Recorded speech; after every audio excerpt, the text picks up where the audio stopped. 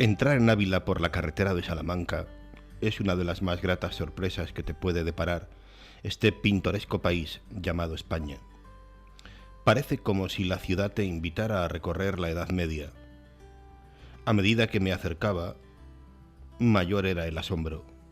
¿Habrá foso alrededor de las murallas? ¿Dejarán caer un puente levadizo para poder salvarlo? Al cruzar el río Adaja me topé con una rotonda y el encantamiento desapareció. No había foso, había césped. El tirón de la realidad, que tozuda y desagradable es la realidad. Saludos amigos, bienvenidos a una edición más de 49 o más, el programa en el que cada semana en Canal Diocesano de Televisión les recomendamos un libro interesante que leer. Pensamos que hay en algunos casos historias interesantes que merecen ser la pena, merecen conocerse de verdad. Este es el caso.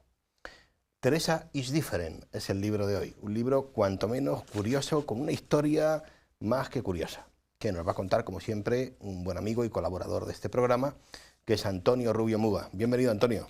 Muchas gracias. Aquí estamos con una de las grandes en todos los niveles, tanto en santidad como en literatura y demás. Ciertamente, y podíamos haber escogido un clásico de los muchos que tiene Santa Teresa.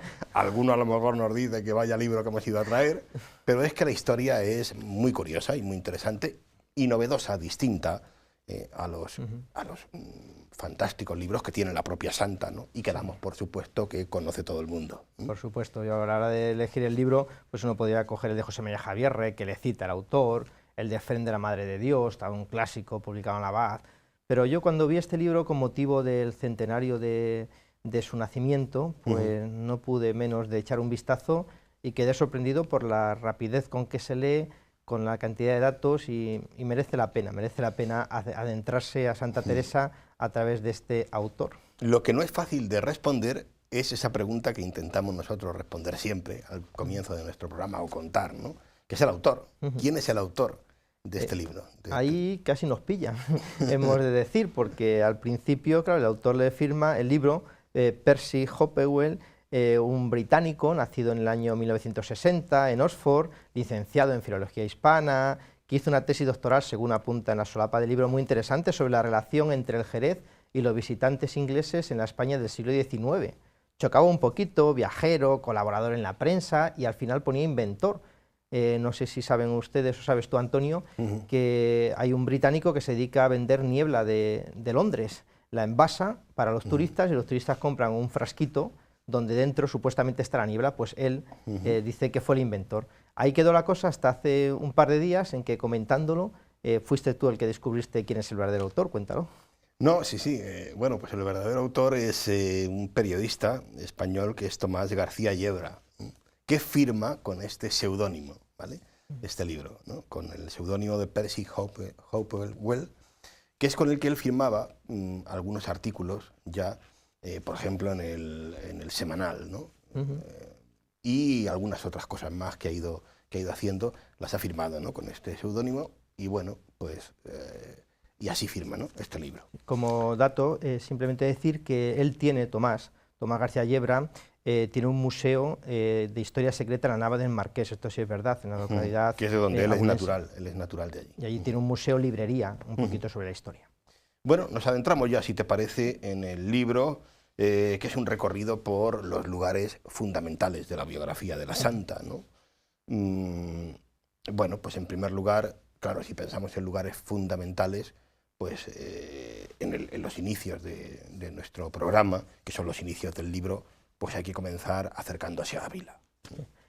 Todo el libro es de esa manera, ese supuesto autor en un viaje que realiza a Ávila con ese motivo del centenario de su nacimiento y se acerca. Entonces lo primero que ve es la muralla y le choca un poquito la muralla porque dice demasiado nueva para ser hermosa, le falta algo, como si estuviera revestida de domingo y necesita un poco de estar envejecida. Se acerca a la muralla y va buscando en primer lugar pues la casa de la Santa, donde pues supuestamente, ya hablaremos también cuando vaya a Gotarrendura, ese pueblo, nació Santa Teresa de Jesús, esa casa donde se conserva pues allí esa iglesia, convento, y allí se encuentra con un personaje importante, allí en ese primer lugar, que es un un especialista, un carmelita especialista en Santa Teresa, que es uno de los padre, muchos, que hay unos de cuantos, los muchos, que lo va desglosando a lo largo del libro, el padre Daniel de Pablo. Daniel de Pablo. Sí, tiene una biografía muy interesante que él dice que le gusta mucho, biografía de Santa Teresa de Jesús, mujer, fundadora y escritora, donde él dice que de una manera pues bastante alegre va narrando sus propios defectos e inseguridades de la santa, con mucha naturalidad.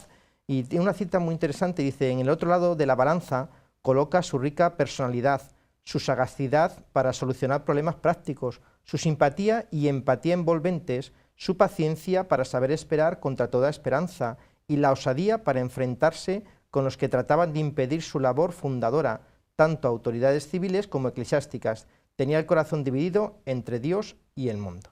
Así comienza pues esa primera aproximación en la casa natal de Santa Teresa.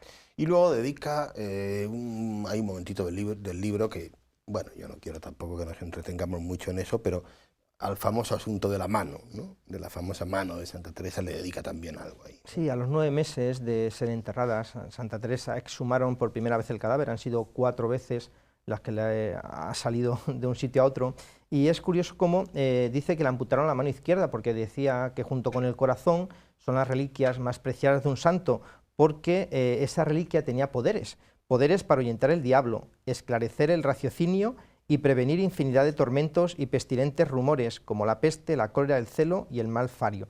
Pero apunta, en este caso Tomás, vamos a decir ya el nombre, cuál es la verdadera reliquia de Santa Teresa. La principal reliquia que poseemos de la santa son sus páginas manuscritas, milagrosamente conservadas hasta hoy. En cada una de ellas está su alma inmortal y todo su espíritu creador. Esa es la verdadera reliquia. Y tiene toda la razón del mundo. Y creo que los grandes expertos en la santa seguro que piensan así también, ¿no? La mejor reliquia es el legado, ¿no? Y el mejor legado de Santa Teresa son hoy sus escritos. Y nos vamos a un momento muy importante en la vida de la santa, que es la fundación, la primera fundación, San José. Ahí le dedica también un momentito, como no podía ser de otra manera, ¿no? En el libro. En el año 1562 va a realizar la primera de las 17 fundaciones que la santa va a realizar por todo el país. Él se acerca a ver allí el museo que tienen, con 7 vitrinas, donde destaca también como curiosidad el Cristo de los Piojos.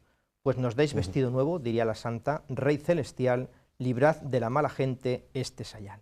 Allí se acerca a esa iglesia, que es curiosidad porque es la primera iglesia que se dedica en España a San José. Y también cuenta que cuando la estaban construyendo se cayó parte de la iglesia y por ahí andaba un chavalito que era el hijo de su hermana. El hijo falleció aplastado y al llegar la santa fue uno de los milagros que ella realizó en ese primer lugar dedicado a la vocación de San José en toda España. Sería la santa luego, y lo es por tanto, y lo son también luego pues, sus hijos, los carmelitas, ¿no? Una gran devota de San José, ¿no? Que se ha transmitido hoy hasta hoy, ¿no? En lo que es el Carmelo, ¿no?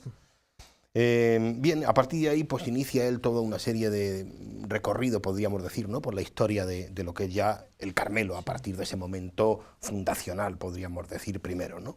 Sí, él va recorriendo, luego de hecho pues con una supuesta amiga también que llega, la va enseñando en la ciudad, pasan por esa plaza donde está el famoso edificio de Moneo, que a todos nos choca, pero es interesante como dice que coincide allí con un arquitecto de la ciudad de Ávila, amigo suyo, al cual había realizado un reportaje con anterioridad para el periódico, y le narra cómo el Moneo intentó resolver ese edificio en esa plaza donde hay 2 grandes elementos, uno es el rosetón enorme de la iglesia de San Pedro y otro es la propia muralla. Entonces, dependiendo de cómo hicieras el edificio, ibas a restar atención a esas 2 realidades, a la muralla o al rosetón de San Pedro, y al final Moneo, pues de una manera magistral, sabe, sin romper ese espacio, esa línea, sabe dar solución a ese edificio. Habla efectivamente de la historia del Carmelo, cómo se remonta a la época de San Elías, el profeta, en el siglo IX antes de Jesucristo,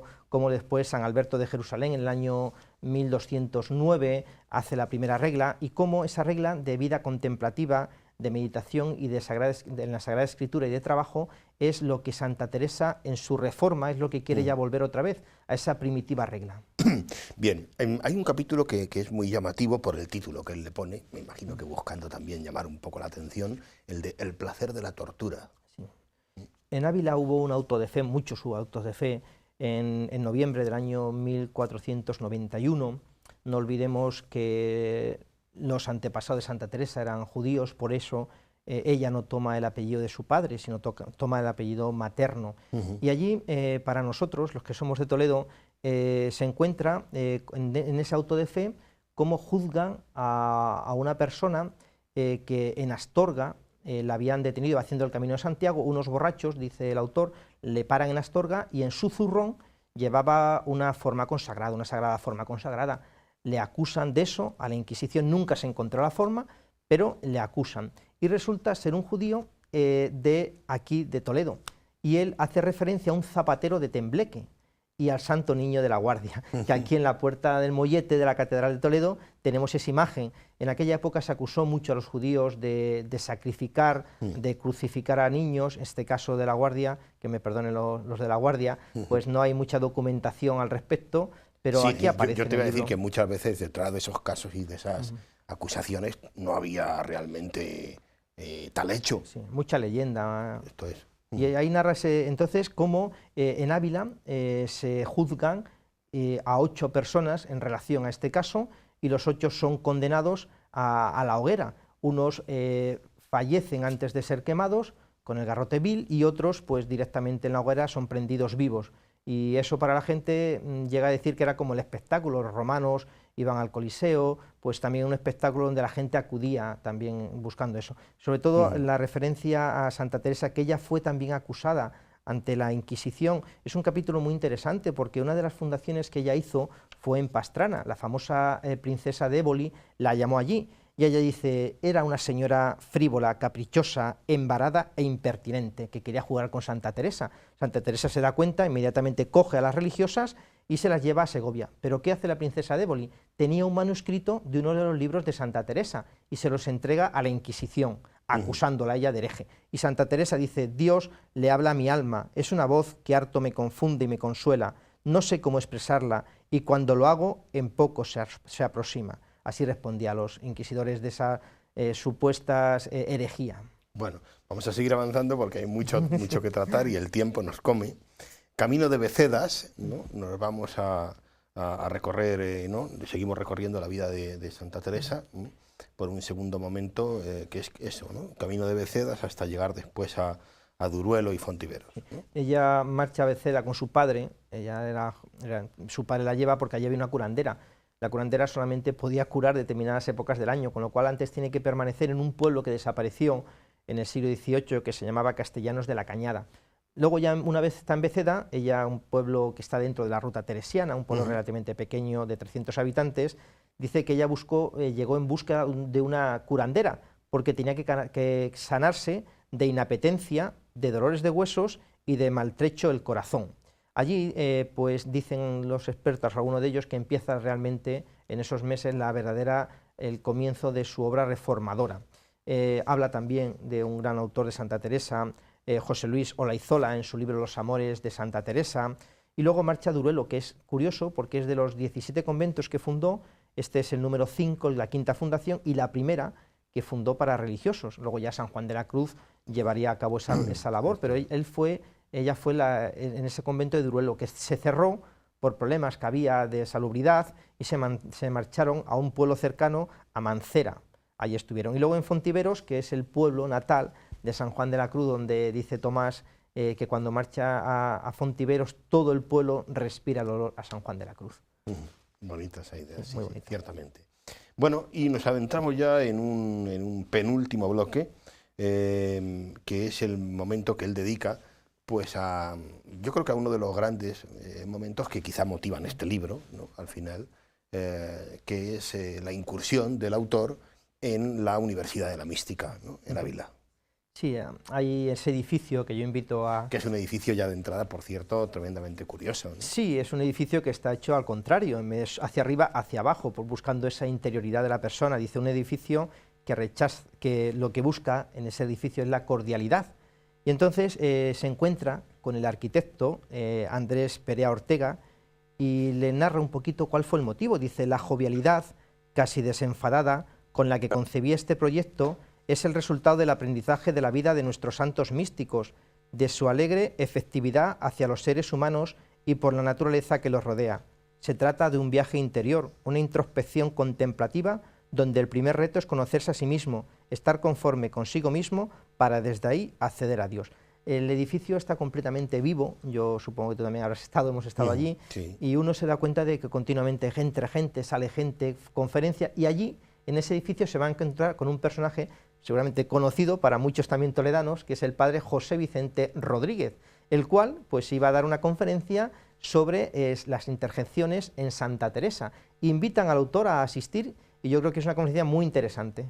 Sí, ciertamente. La verdad que yo, al saber esto, pues lógicamente tenemos la suerte, a algunas personas que nos están viendo, sobre todo de aquí de Toledo, pues quizá conozcan al padre José Vicente. Creo recordar que alguna vez ha estado aquí con nosotros y hemos hecho ya alguna cosa con él, porque es un pozo de sabiduría, ¿no?, en lo referente a Santa Teresa y a San Juan de la Cruz.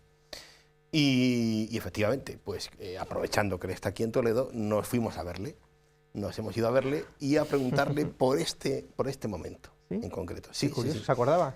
Se acordaba. Estuve hablando con él, se acordaba de este momento y, claro, él me hizo reflexionar sobre algo que yo quizá no tenía muy presente, y a lo mejor muchas personas que nos ven tampoco, en relación con la obra de Santa Teresa, que es el libro de las exclamaciones.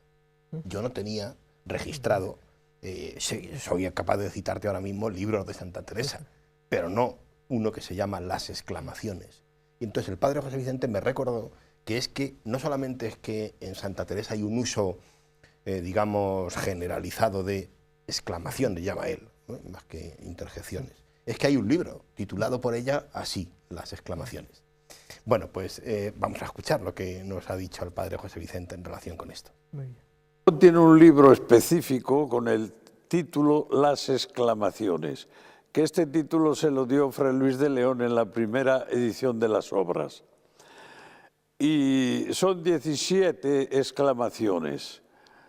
¿A cuál mejores? Yo la última es la mejor para mí, la más plena de teología, de experiencia mística, de planteamientos espirituales, en fin, la última creo que es la coronación de este librito. El uso de las exclamaciones significa objetivamente que estamos ante algo que queremos decir, que nos llama mucho la atención, que tiene una importancia muy válida para nosotros, pero que es tal que no alcanzamos a decirlo con palabra y soltamos una exclamación: ¡ay, ay, Dios mío, pero cuán bueno eres, pero cuán buena es tu conducta con nosotros! Ya.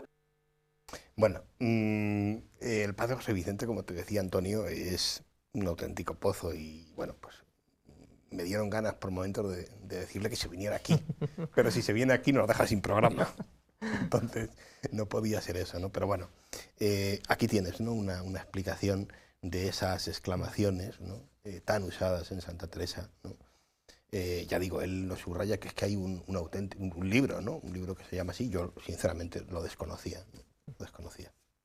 Y luego en ese lugar, perdón, también uno de los, al comienzo del libro, el autor tenía mucho interés por saber cuáles son los milagros que llevaron a la beatificación y a la canonización de Santa Teresa, y por todos los sitios, tanto por Ávila, cuando va a comprar yemas de la santa, le pregunta a la pastelera, a todas las personas que se encuentran, incluso a algunos carmelitas, por los milagros, y al padre José Vicente también le pregunta. Y claro, muchos no saben responder. El padre José Vicente le dice: no lo sé, cuando llegue a Toledo lo investigaré. Qué curioso también. Sí. Y bueno, pues yo he hecho lo mismo, Antonio. Bueno.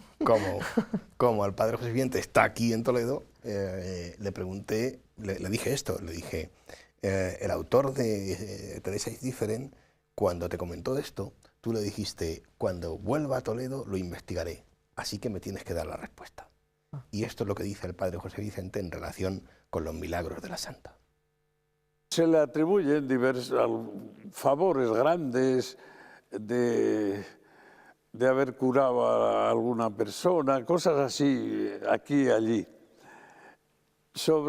Hablando de la realidad objetiva de los milagros, pues la Iglesia los admite, y es lógico que los admita, porque cuando se trata de que están ciertos favores hechos por una intervención divina no diríamos tan directamente Dios, sino a través de unas mediaciones, de unos mediadores, pues esa es la razón o el hilo para entender de qué se trata. Yo me suelo fijar en San Juan de la Cruz, que habla bastante de esto, y dice que no es condición de Dios que se hagan milagros, como diciendo que a Dios no le gusta hacer tantos milagros, que cuando los hace a más no poder. Fíjate qué juicio de valor de un doctor de la Iglesia como él. Bueno, ya digo, hubo que pararle a José Vicente. Me quedo con esto último, Antonio, con esta cita que le hace esta alusión a San Juan de la Cruz, ¿no? Y esto que dice, citando lo que dice San Juan de la Cruz cuando le preguntaban al santo, ¿no?, por los milagros. A San Juan de la Cruz le pasó un poco como a Santa Teresa también, y ya en vida, a veces, me contaba el padre José Vicente, algunos hermanos, y como a Santa Teresa algunas hermanas de comunidad, la hacían referencia a supuestos hechos milagrosos que en vida, como digo, insisto, se producían. Y San Juan de la Cruz en un momento dado dice y llega a escribir esto que dice el padre José Vicente. Y es cierto, porque en el libro él narra algunos milagros en vida, como ese que cuando se cayó la iglesia de San José a su sobrino, o uno muy curioso, que es una religiosa, no sabía leer ni escribir, llegó la santa, le escribió 2 renglones, y la monja con esos 2 renglones empezó a leer y a escribir. Bueno, me recordaba un poquito los evangelios apócrifos de Jesús, bueno, un poco de mezcla de piedad y tal. Lo que es cierto que al poco tiempo de morir, el Papa Paulo VI la beatificó en el año 1614, y poquito tiempo después, en el año 1622, el Papa Gregorio XV la canonizó. Eso es lo que realmente es cierto, que para nosotros es un modelo de santidad en todos los niveles. Y bueno, pues si nos vamos ya a hacer un poco una recta final, la hace en Alba, ¿no? El autor dedica la última parte del libro a los últimos días de la santa en un lugar emblemático también, ¿no?, que es Alba de Tormes. Allí llega la santa el día 20 de septiembre del año 1582, llega enferma del corazón, medio paralítica. ¿Y por qué va a Alba? Resulta que estaba allí la señora María de Toledo, que era la nuera de María Enríquez, que era la duquesa de Alba. Entonces, esta iba a dar a luz, y pidió la duquesa de Alba que Santa Teresa asistiera allí al parto para que todo fuera bien. Y fue allí, estando en ese capricho, podríamos decir también, de la duquesa de Alba, donde ella va a fallecer la noche del 4 de noviembre del año 1582. Justamente aquella noche fue el cambio del calendario gregoriano, y por eso allá se la celebra el día 15 de octubre. Nunca, como contamos muchas veces, existieron del día 5 de octubre de ese año al día 14 por ese desfase que llevamos con respecto a la luna. Allí fallece la santa en manos de la que había sido su secretaria, su acompañante, su amiga, que era Ana de San Bartolomé, con el crucifijo en el pecho y en manos de Ana de San Bartolomé, que quiero recordar que es beata, me parece. La verdad, efectivamente. Ana de San Bartolomé. Bueno, y a partir de ahí, pues creo que yo vuelvo a lo que tú comentabas, ¿no? El mayor legado de la santa es su obra, ¿no? Su obra escrita, diría yo, y luego su otra obra, digamos, viva, ¿no?, que son sus monjas y sus conventos actuales hoy, ¿no? Ella fallece, la llevan a Ávila, la casa de Alba insiste al Papa para que vuelva otra vez a Alba. Allí está en un sitio, la cambian luego al final, el sitio donde hoy en día podemos visitar su tumba, donde está, y esa que está, el sepulcro está custodiado por esos 10 famosos candados, que quién tiene las llaves. Pues el autor lo dice, 3 las tienen las religiosas de Alba, 3 las tiene el ducado de Alba, 3 el padre general en Roma y 1 el rey actual de España. Bueno, desde el año 1914, ya como anécdota, no se ha vuelto otra vez a abrir el sepulcro. Algunos dicen que cuando vino el Papa Juan Pablo II, no, desde el año 1914, que el Papa Pío X autorizó abrir el sepulcro, fue la última vez que se ha negado. Y como ya decía, que el mayor legado de la santa es la religión vivida con alegría, la religión vivida con compañerismo, la religión vivida con cercanía, la religión vivida con espontaneidad, la religión vivida con cordialidad, la religión vivida como una fiesta, y la religión, alabado sea Dios, sin estreñimiento y sin boato. Bueno, pues vamos a terminar, como hacemos siempre, con un texto de este libro, Estamos en año teresiano, amigos, así que les recomendamos que se acerquen a la figura de Santa Teresa de Jesús. Antonio nos cierra el programa, como siempre, con un texto seleccionado de este libro que hoy les hemos propuesto, Teresa is Different. Cuando el autor marcha al convento de la Encarnación, a las afueras de Ávila, se entrevista con la Madre Superiora, la Madre Carmen, y a raíz de ahí este diálogo con el cual cerramos el programa. La Madre Carmen va vestida con velo negro, toca blanca y hábito de color pardo. Las zapatillas que ella misma confecciona, al igual que el resto de las monjas, están hechas con el mismo material que en tiempos de la Santa, Esparto. ¿Cómo era Santa Teresa? Pecadora, como todo el mundo. Lo dice con el mismo desparpajo con el que respira. ¿Se puede ser feliz entre cuatro paredes? ¿Qué importa mi felicidad? Yo no busco la felicidad, aunque bueno, me reconforta ver felices a los que me rodean. Señala con la mirada a las monjas y a sus familiares. Usted, supongo, busca ser feliz. Yo solo aspiro a hacer el bien. ¿Para que se lo recompense Dios? No, para sentirme bien conmigo misma. Anoto en el blog lo que me dice. Lo más hermoso de este mundo, contempla a las monjas y a los familiares, es deleitarse con unos ojos que sonríen. ¿No lo cree usted? Me fijo en los suyos, tan guasones y risueños. Esta mañana, más que nunca, me estoy dando cuenta de que sí.